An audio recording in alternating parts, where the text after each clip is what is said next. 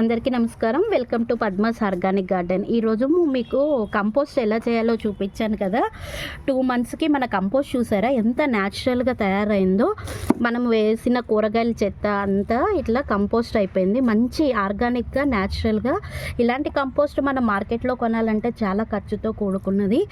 ఈ మీకు ఇంకొకటి కూడా చూస్తాను. ఇవి చూసారా ఎర్త్ వామ్స్ చూసారా ఎంత బాగా ఉన్నాయో. మనం ఇలా చేసుకున్న కంపోస్ట్లో మాత్రమే ఈ ఎర్త్ వామ్స్ అనేవి వస్తాయన్నమాట. చూసారా ఎంత పొడి పొల్లాడుతూ కూరగాయలు వేసినా కూడా మనకి ఎటువంటి స్మెల్ కూడా ఉండదన్నమాట. అంత బాగా మన కంపోస్ట్ అనేది రెడీ అయిపోయింది. చూసారా మనం డ్రై లీవ్స్తో కూడా ఒక కంపోస్ట్ తయారు చేసామా. డ్రై లీవ్స్ కూడా చూసారా ఎంత బాగా ఎండిపోయి చక్కగా మంచి ఎరువుగా తయారైంది.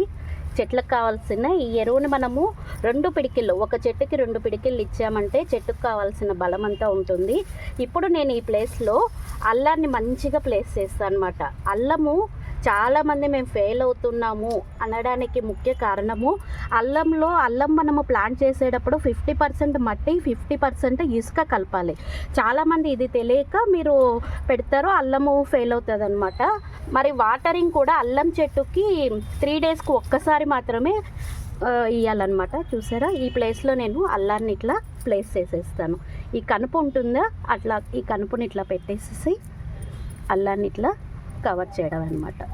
చక్కగా ఇది 6 మంత్స్లో మనకి అల్లం అనేది తయారవుతుంది. Thank you.